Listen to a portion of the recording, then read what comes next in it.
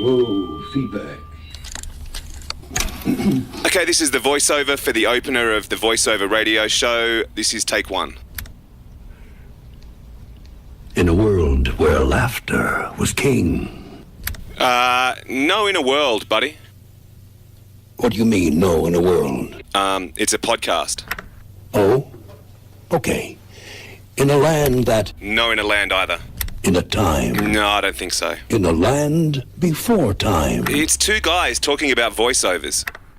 When everything you know is wrong. That's wrong. A girl. No. Two girls. Well, maybe Andrew, but come on. Now. No. More than... Stop it. A renegade cop. A cop? A robot renegade cop. You're fired. You're fired. No, you're actually fired. I'm fired. Get out of the booth, Jack. No, I like it in here. There's no take two. There's no just a little more purple. Warts and all, you've downloaded the VO Radio Show. In a world where two guys talk voiceover. Welcome to the VO Radio Show. My name's Andrew Peters, and across the way is... Robbo. Robbo. How are you, mate? Good, mate. How are you been? How's your week been? Yeah, good. Busy. Yeah, as usual, cracking them out. Got a client I do some imaging for up in Singapore, so they've been keeping me busy this week, so that's been nice.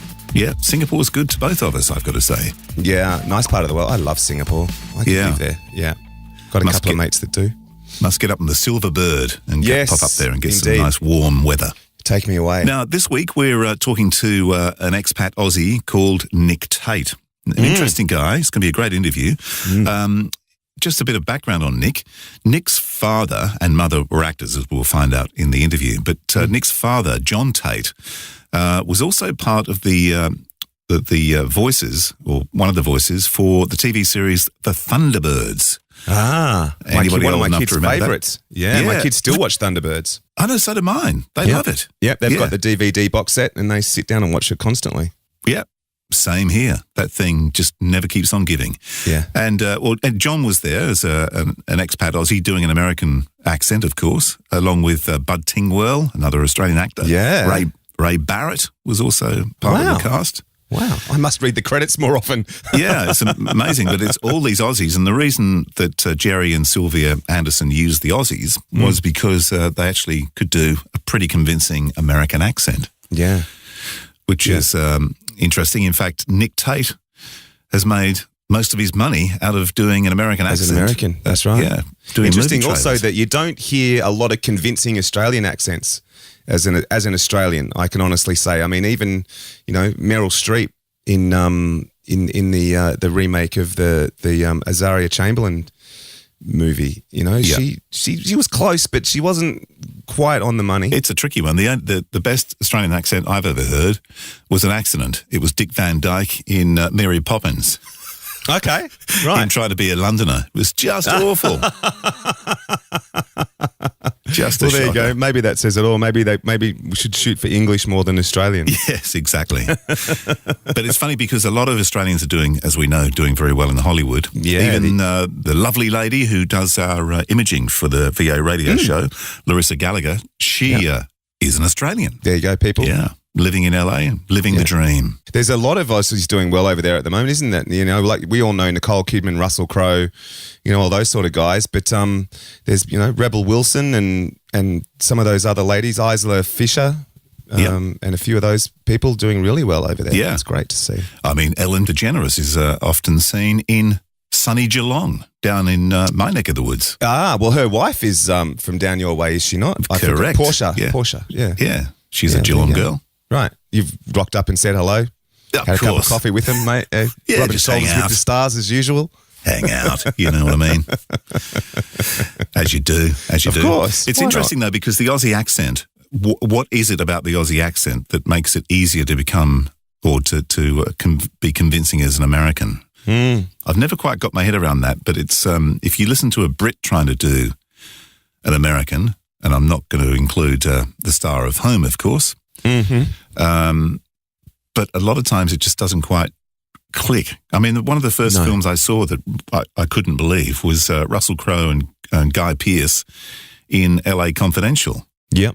Two Aussies starring roles in an American movie. playing Yeah. Americans Yeah. and playing them very well. Yeah, absolutely. What do you reckon? Do you reckon the rise of the Australian film industry in general is helping this? I think it was certainly the linchpin for many Australian actors realising that if they were going to get work, they needed to be able to be convincing as American, because a lot of American movies have been shot in Australia. That's right. Big Hollywood productions, Star Wars. Yeah. And Well, we've got Johnny Depp out here at the moment up on the Gold Coast doing Pirates of the Caribbean, don't we? Yeah, we do, without his dogs. Without his dogs, yes. We might put a link to that somewhere for those of us who don't know what we're talking about. But just recently, Johnny Depp had to send his poor little pooches home because he didn't declare them to customs on his way in. So and they have to go through quarantine because That's right. Rabies. It's a serious thing down here because we don't have it. But if you end That's up with a dog with rabies down here, and can decimate the our sort of agriculture. Yeah, it's interesting, isn't it? I think Australia is certainly starting to put its hand up as a major player in not only voiceover, but celluloid and all the rest of it as well. Yeah, well, Nick's story is fascinating because the way he ended up doing movie trailers, you will not believe. Right. Talk about, a chance meeting. Unbelievable. Yeah. I look forward to hearing that. Yeah, and it's a really cool interview, and we're going to run it over 2 episodes, so it's going to be part 1 of the Nick Tate interview. Oh, you do love today. a chat, don't you? I do love a chat, and Nick loves a chat. Right. The big tip. There you go. Yeah. Lovely. There's no legs left on chairs in my house, I can tell you. Or his. In a world where only the best voice will do. Realtimecasting.com. Well, look, I've been doing a bit of thinking this week, and I've come up with 5 ways to boost your creative mojo. What are So they? a few ones to think about. All right. Well, the first one I would talk about is rest. So we all know that, we're supposed to get 8 hours sleep. I'm sure there's not many of us, especially in this industry, that do. However, research has proved that a good night's sleep is actually good for your creativity. So even if you can't sleep for 8 hours, just rest in general. Like if you sleep for 6 hours or 7 hours and you get up in the morning and you take the dog for a walk for an hour, the research is showing that just that rest of your brain and all that sort of stuff is making up for that extra hour's sleep that you actually didn't physically get. So so that's kind of interesting. Yeah, absolutely. Reading is the next one. Expanding your mind. So, reading out of your comfort zone. So, reading something that sort of pushes you mentally that you may not normally read. Yeah, like for me, a book. Yeah. Well, for me, from as opposed to a cartoon. Yeah, maybe from Playboy to Mix Magazine or something like that. Yeah, exactly. No, look, it's actually interesting. Which is slightly ironic, because I make a living out of reading. I've never been a reader. I was appalling at school. I think I'm actually a bit dyslexic, to be honest. But I was terrible at school. I used to sort of fudge my way through it. It's interesting though, like from any type of book where you can sort of get ideas from, though, it's also and part of the reason of sort of reading a book is it uses a different part of your brain, and when you relax the creative side of your brain, that's when the ideas tend to come. I don't know about you, but I'm a bit of an avid gardener. I've got a veggie patch out the back that the kids and I love to work in, and I find quite often that if I'm stuck for an idea for something for a promo or something that I've been sent for radio, if I take my mind off it and go and do something completely removed from it, all of a sudden the ideas start to come. So that's sort of the idea of reading is reading out and reading outside of your comfort zone, is that it encourages another part of your brain to work. Yeah, I mean, the thing is, you've also got to remember that once you get to a certain age, you probably actually stop learning because you kind of go, well, I've learned everything I need, that's fine, and that's the end, basically. Absolutely. Yep. Now, another big one, and I know that a lot of our agency friends out there will do this regularly anyway, but watch other people's work. Yeah.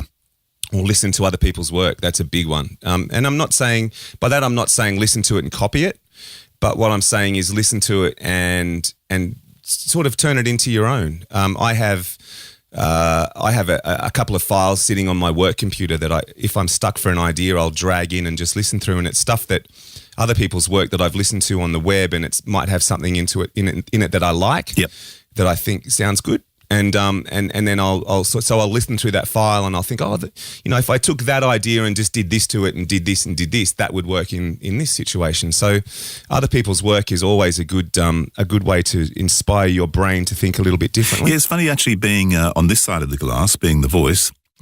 I don't actually hear, well, most of the time I don't actually hear the end result of the work I've done. And that I find is probably not a good thing. I really want to hear it because it's funny, if you've done something and then a month later you hear the finished product, you go, oh God, I wish I'd done that differently. That didn't work. Yes. So that's probably a good, if you can get access to work you've done, it's always good to use it as a reference just to see if you're heading in the right direction, because you also get lazy and you get into habits, Yes. I'm no voiceover artist, but most voiceovers that I know have their regular read that they just fall into as soon as you open your mouth in the studio. Yeah. Well, you'd see them all the time. Yeah, you'd see them all the time. Yes, of course. So how do you direct someone to get them out of a rut? Well, I guess when I'm going back to the casting stage, I know that if I book Andrew Peters, I know that he's going to walk into the studio and he will give me this read to begin with. Yeah.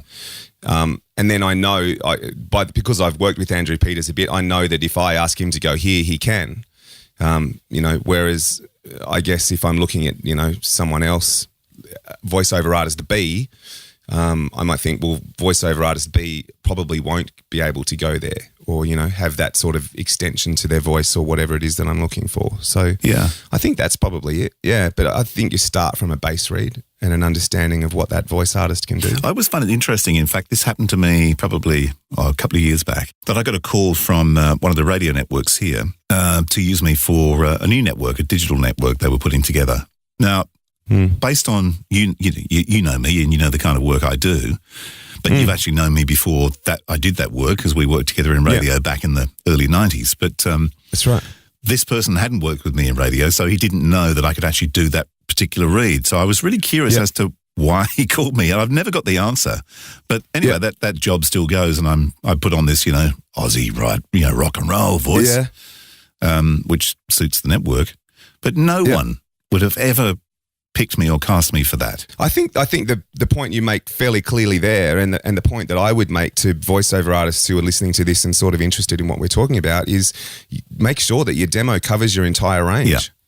Yeah. If you can do something, don't presume that I'll know that you can, because, this day and age, you might be an American voiceover artist with someone listening to your work thinking about hiring you in Germany or, France or England, anywhere. They may not know you at all, and if they don't hear that range, they don't know you have it, so they'll move over. Yeah.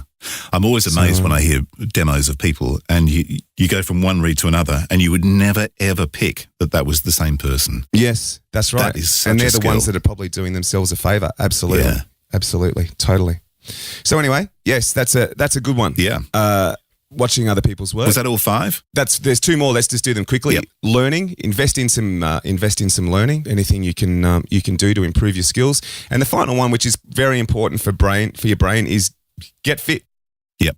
Stay fit, eat well as you can, because obviously the body feeds the brain. So yeah, there's my top 5 tips. Well, my brain's certainly not hungry then. No, I feed my brain Tim Tams. Yes, exactly. Tim Tams for those people. Oh, chocolate biscuits. Chocolate biscuits, yeah. Famous chocolate biscuit. Yeah, Aussie icons. Aussie, yeah, it is, like absolutely. Vegemite. It's sort of like the American Oreo, isn't it? Yeah. It's a bit of a legend. Well, kind of like Oreo, if you can imagine chocolate over the top of the Oreo. Chocolate-coated Oreos. Yeah, there you go. Yeah. I think there's a few people listening salivating now going, I want that. Whatever it is, I want that's them. That's right. Indeed. Talking about learning, though, we will be talking to Joan Bogdan in future episodes, and she is an established voiceover talent, but also a coach. She's been around in New York for years. She's fantastic. So good tips coming from her. Yeah, totally. So, yeah. All right. Well, you better go talk to Nick, I suppose. Indeed. On his Rode microphone as he sits underneath the stairs. Let's check it out, Nick Tate. The VO Radio Show is produced in the studios of Voodoo Sound. Radio, TV, sound design. Find it all at voodoo-sound.com.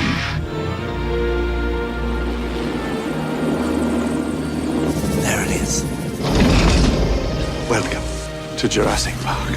We've made living biological attractions so astounding that they'll capture the imagination of the entire planet. The most phenomenal discovery of our time.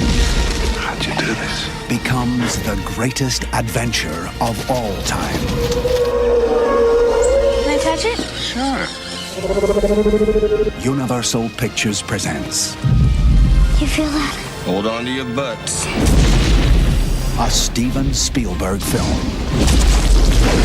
Senses of feeling all over the park. Yeah, that's nice. Gotta go. An adventure. Look out! No! I can't get Jurassic Park back online. 65 million years in the making. Jurassic Park. On the line from Los Angeles, under the stairs. Don't tell anyone, he's hiding. Nick Tate. Welcome, Nick. Is it safe to come out from under the stairs? No. Why is he under the stairs? Well, when you make your booth, and most of us voiceover guys have booths, Yep.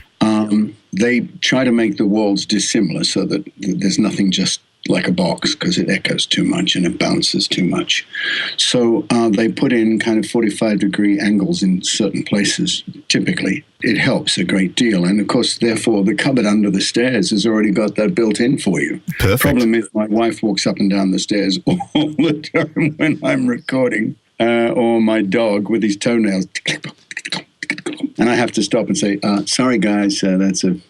No, I can't even tell them what it is because I'm supposed to be a professional voiceover. If people only knew the areas that us people worked in. Yes, and I'm sitting here in my underpants, of course, because nobody can see me. And that's... I was going to say, except me, because you forgot to turn the camera off. But that's another story. Sorry about that.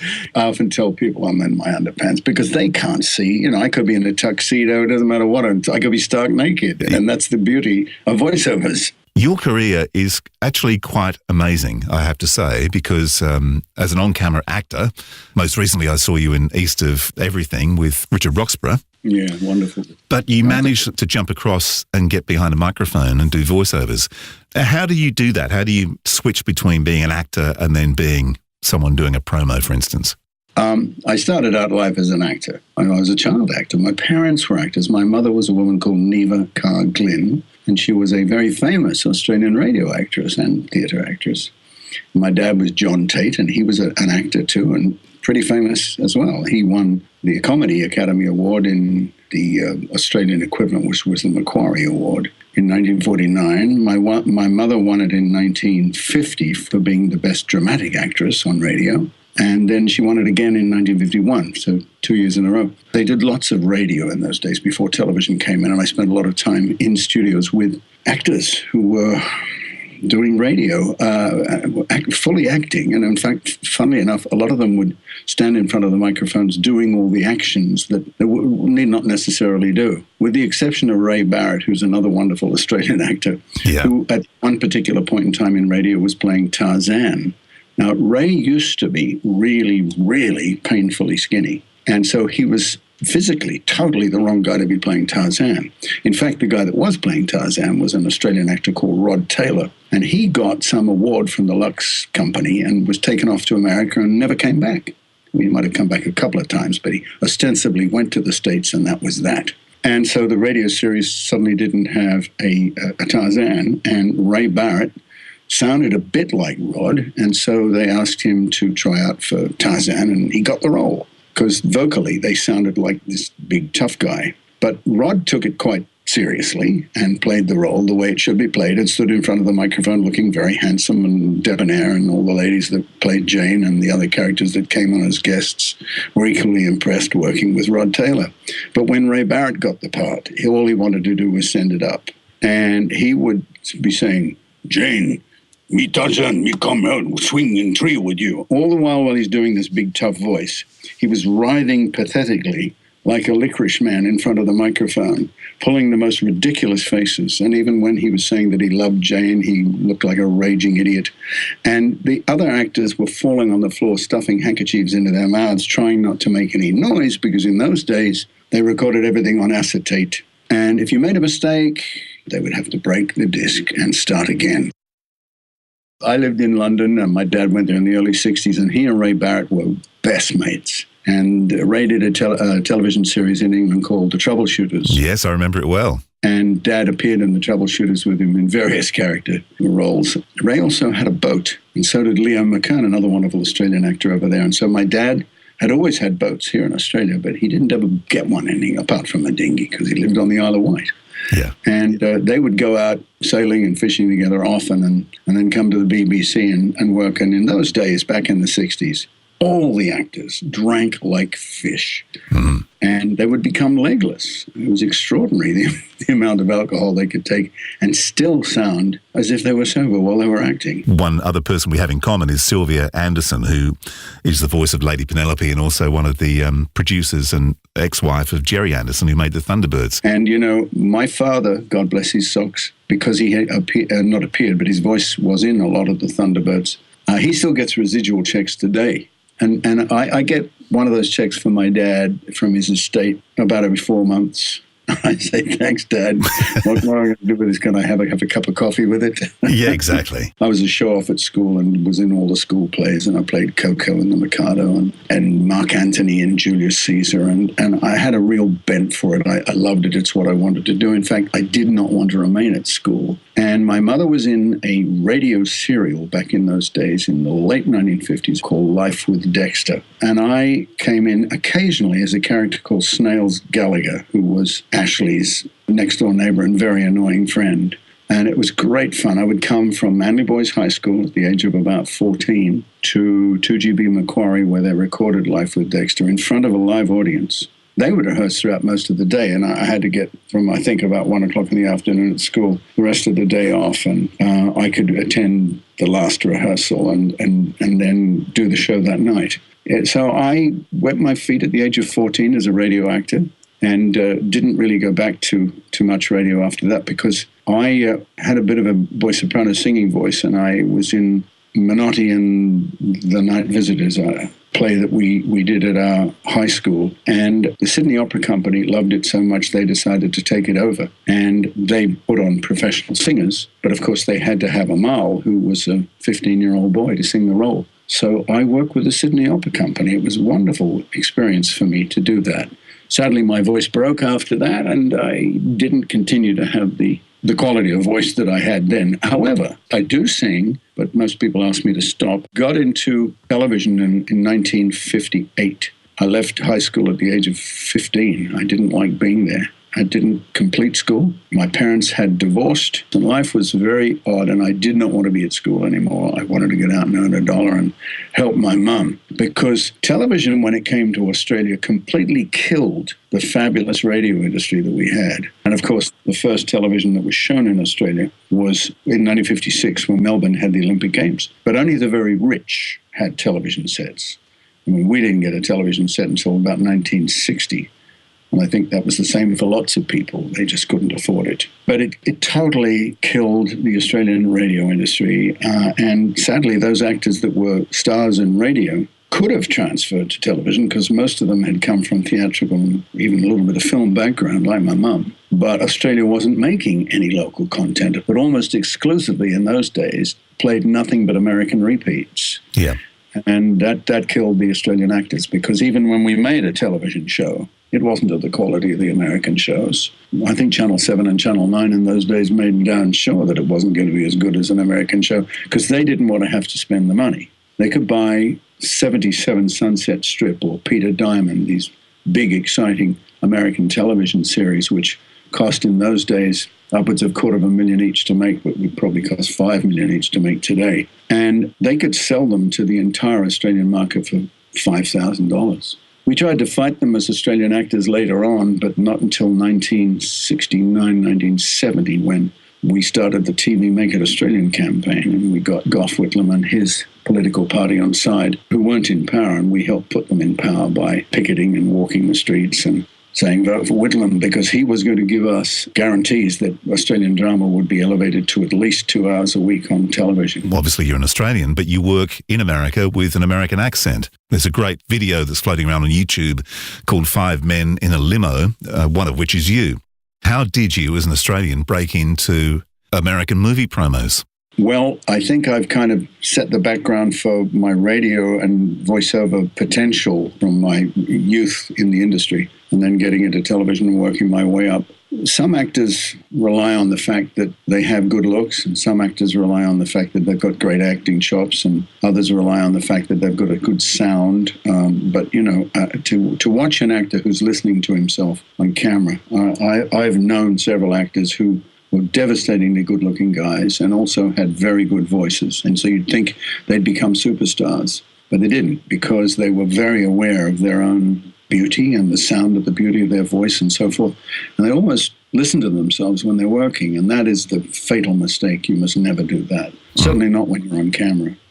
And so I was lucky that I was starting to build a voiceover career in Australia back in the mid-'60s. I went to England for a long while, from 1965 to 1969, but before I went, I'd started to do a little bit of voiceover work.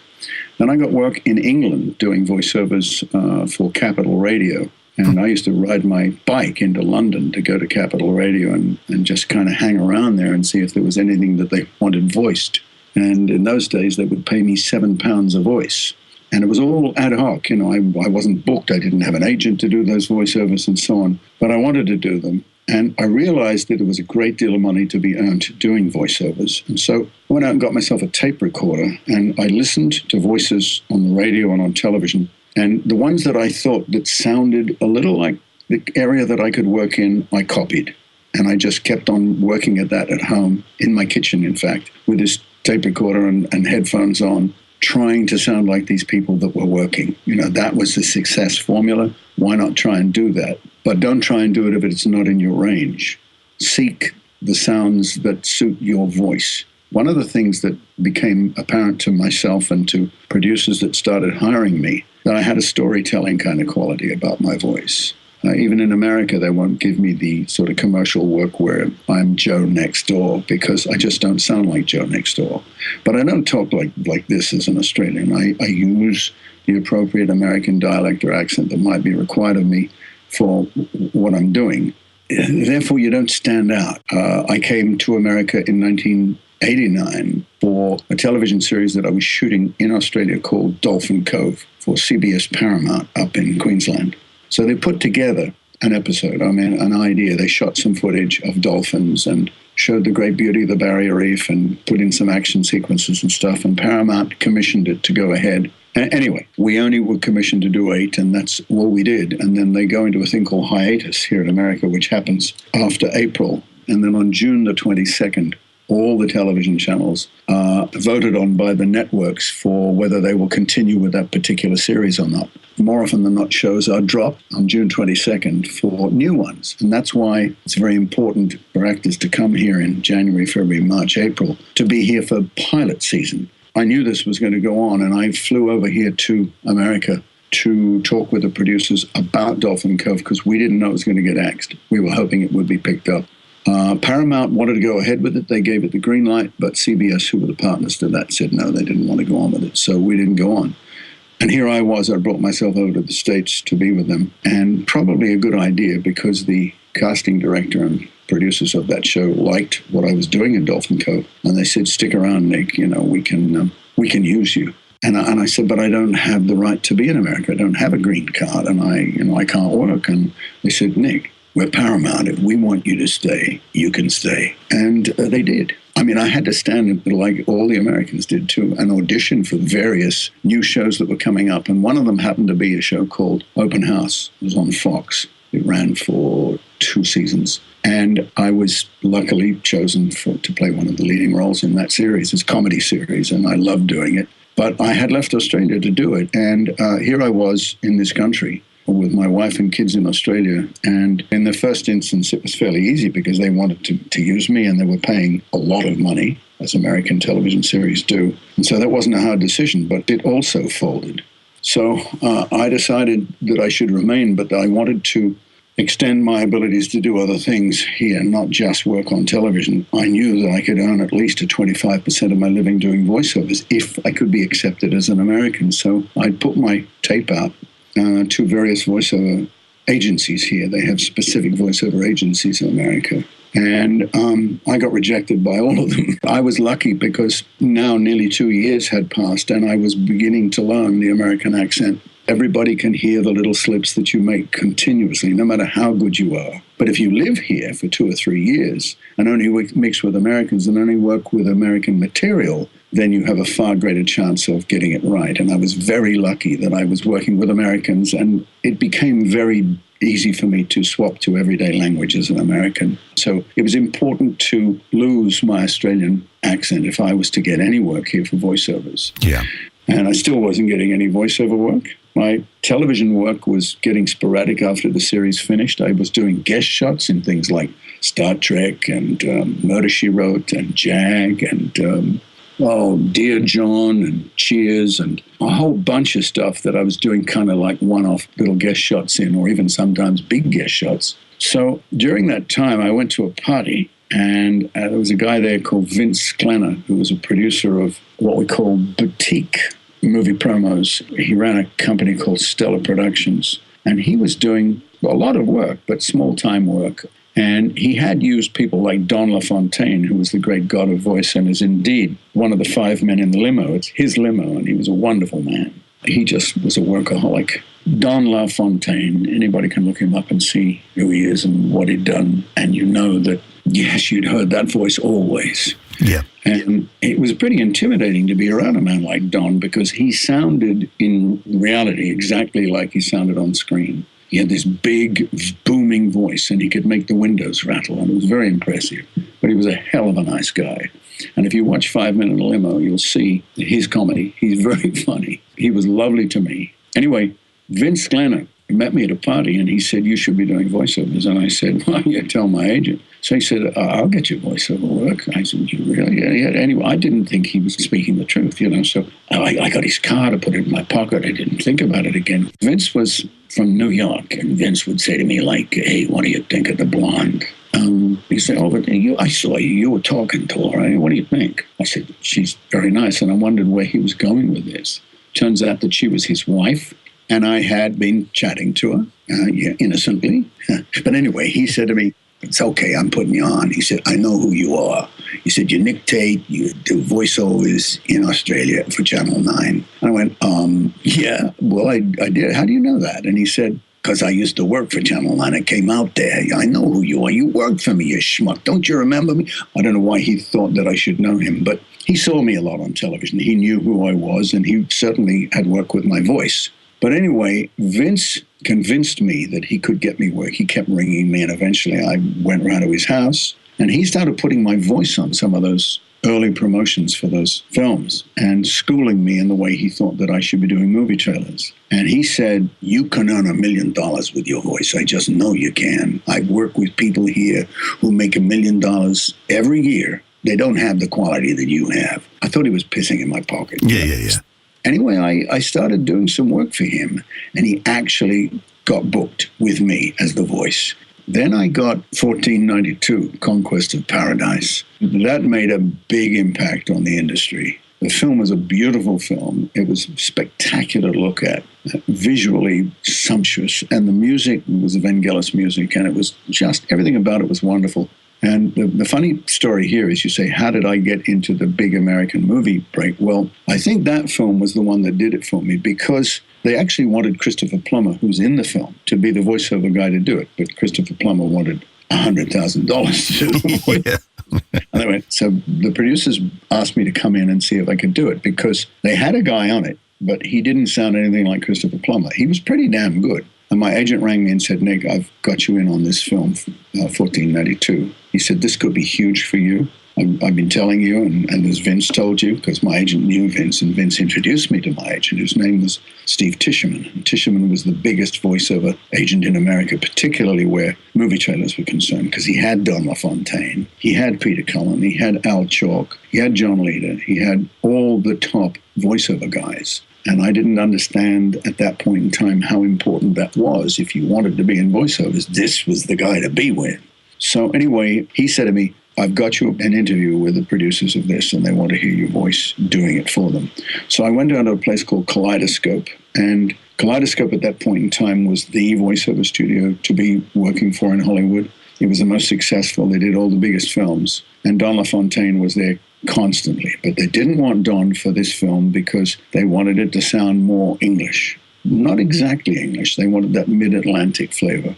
which Christopher Plummer would have given them. And so I arrive, and a man called Steve Panama, who owned the company at the time, was a very intimidating kind of guy, stood there with a cigar hanging out of his mouth. He says, "So Tishman tells me you're going to be the next Don LaFontaine." And I said, "But I don't believe that to be true." But they said, "Well, look, have a look at this film." So they put the promo up for me, and I sat there.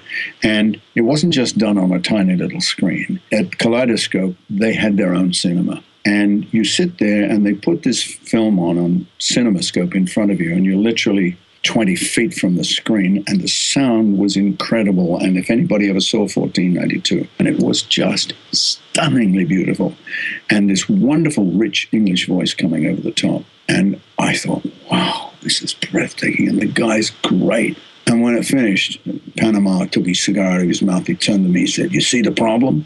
And I went, "Oh, yeah." I was lying. He said, "Can you fix it?" I said, "Sure." He said, "Okay, go in the booth, fix it." So I walk up the corridor, and I'm clutching the walls and saying, "God, what have I done? This is going to crucify me." I pretended that I knew what the problem was. I could see the problem was that he didn't sound like Christopher Plummer. He sounded beautiful. He sounded very English. And I must confess that I don't sound like Christopher Plummer either, but I just had more of a kind of a dramatic theatricality about what it should be and have that mid-Atlantic quality of discovering America. And I was very emotional having watched this. I felt it was brilliant. And so they played it for me again when I got into the booth with the headphones on. And I said, "Please take his voice away now. I just want to watch the film again." And so the promo is about 60 seconds long. They played it again. And I said the words to myself very quietly. He said, "We can't hear you." I said, No, I'm not quite ready." And then I said, "Okay, let's do it." And I did it to the picture with the sound and everything.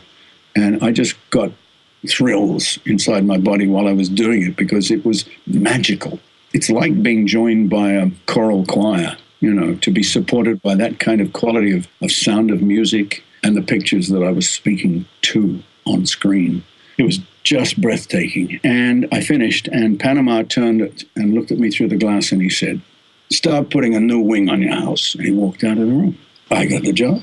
And the technician said when I walked in, he said, "Jesus," he said, "you did that in one take." And I said, "Yeah, is that good?" He said, "You kidding me?" "Yeah, man. That's why Panama said, start putting a new wing on your house, Nick." He said, "I've never heard him say that to anybody." Well, but not only did I put a new wing on what it was I was about to buy, I bought the whole house, and I tore it down as Americans do. Yeah. And I rebuilt it because the money for voiceovers is very nice too. Trust me, it's been a very, very nice run for me for about 8 or 9 years here in the voiceover world, through the mid-90s right through to 2001 when I came back to Australia. At the peak of my voiceover career, I walked away from it. After I did 1492, I then got Free Willy, and then I got Searching for Bobby Fischer, which was a small film, but nonetheless, I did 70 sessions for it. And that's always the nice pickup for the voiceover actors here. They pay for each session. They don't pay residuals. Everybody wants to do voiceovers, in particular do movie trailers, because they pay for each session. And every time they get a new idea, they ask you to come back and do it again, and you have to be paid all over again. Because you were doing a lot of those from where you are now, in your home studio. Well, no, not initially. I mean, Jurassic Park, Free Willy, 1492, all those kind of things, Apollo 13. And then later on, I did the Lost World, and on it goes, all the James Bond movies. I've done hundreds of movie trailers. Yeah. But it started with 1492, and then, of course, within 3 months, I got Jurassic Park, and that just totally sealed it. Because although the audience didn't know that I wasn't an American, the producers that make movie trailers, they wanted that new sound, because Don LaFontaine had dominated the industry for so long with his magnificent, rich, full-bodied voice. I was this kind of gentler, more storytelling quality. And that's exactly what they wanted for something like Jurassic Park, for example. That starts, "This is a story that started 65 million years ago. A movie by Steven Spielberg, Jurassic Park." My agent got very annoyed about it. He said, "You're whispering." I said, "Yeah, well, I don't know about whispering, but that's the quality. I want to tell a story to my kids. They're sitting at the foot of the bed, and I'm telling them a story. This is a story. something that happened 65 million years ago. So you tell my boy at that stage was about 10 and my daughter was about 4. So, gog-eyed, these kids are sitting at the foot of the bed and I'm telling them stories. And I translated that to some of the films that I did that needed the promos to attract the kids and the parents that wanted the kids to be attracted. Next week, the Nick Tate story continues. I mean, I was here for nearly 3 years, and although I'd had a fairly good voiceover career in Australia, I could not get arrested here. Nobody listened to my voice. And then I meet a guy at a party who recognizes that he thinks I can do it. And he gives me the break. He introduces me to Tisherman, one of the top voice agents in the world, who would never have touched me with a barge pole had Vince not said to him, "You got to listen to this guy." The voice for the voices. This is the VO Radio Show. So there you go, that's Nick Tate. That is part 1 of the interview. Now you know where Nick Tate came from, like his background in the performing arts as an actor, and his parents, of course, being actors. But how did he get into being one of the top 5 voiceover guys doing movie trailers in the US? Fascinating. And can Absolutely I do it? Fascinating. It's one of those things you go, oh man, why didn't that ever happen to me? Yes, me please. Yeah.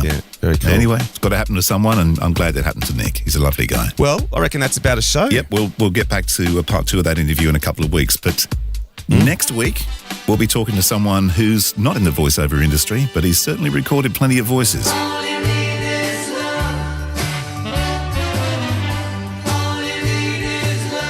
It's a man called Richard Lush, and he was one of the 7 people at Abbey Road who made all those wonderful Beatles records. Oh, looking forward to this one. Yeah. Well, have yourself a fine week. I will, and we'll chat then, eh? We will. In the meantime, keep on talking. What the hell was that about?